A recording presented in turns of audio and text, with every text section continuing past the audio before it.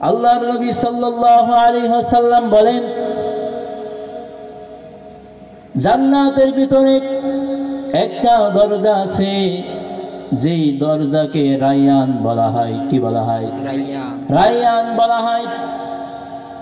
এই দরজা দিয়ে একমাত্র ওই সমস্ত বান্দারা প্রবেশ করে যে সমস্ত বান্দারা রমজানের রোজা পালন করে।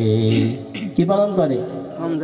যারা রমজানের রোজা পালন করে, যারা রোজা রাখে, তাদেরকে আল্লাহ রাব্বুল আলামিন স্পেশালি একটা বিশেষ দরজা দিয়া জান্নাতের মধ্যে প্রবেশ করান।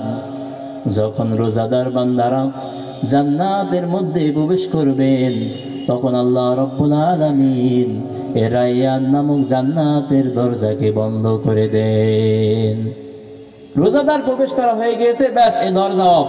এই দরজা কি অফ করে দেয়া হবে। এত ফজিলত দেয়া হয়েছে। عن أبي هريرة رضي الله تعالى عنه قال قال رسول الله صلى الله عليه وسلم من صام رمضان إيمانا واحتسابا غفر له ما تقدم من ذنبه।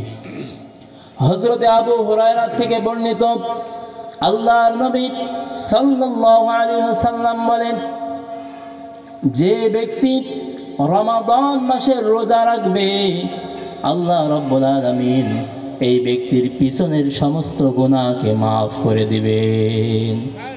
জোরে বলেন সুবহানাল্লাহ।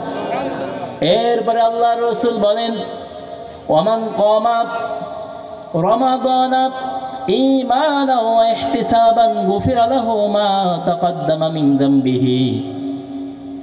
যে ব্যক্তি রমজানের রোজা রাখবে এবং রমজান মাসে আল্লাহর ইবাদত বন্দেগী করবে, এই ব্যক্তির পিছনের সমস্ত গুনাহকে আল্লাহ রাব্বুল আলামিন ক্ষমা করে দিবেন। সুবহানাল্লাহ। এরপরে আল্লাহর নবী বলেন, ওমান কামা লাইলাতুল কদরি ঈমানান ওয়া ইহতিসাবান গুফিরা লাহু মা তাকদ্দামা মিন যামবি। যে ব্যক্তি লাইলাতুল কদরের রাত্রে দাঁড়ায় দাঁড়ায় আল্লাহর ইবাদত বন্দেগী করবে, আল্লাহর তাসবিহাত করবে, এই ব্যক্তিরও পিছনের সমস্ত গুনাহ আমার আল্লাহ রাব্বুল আলামিন ক্ষমা করে দিবেন।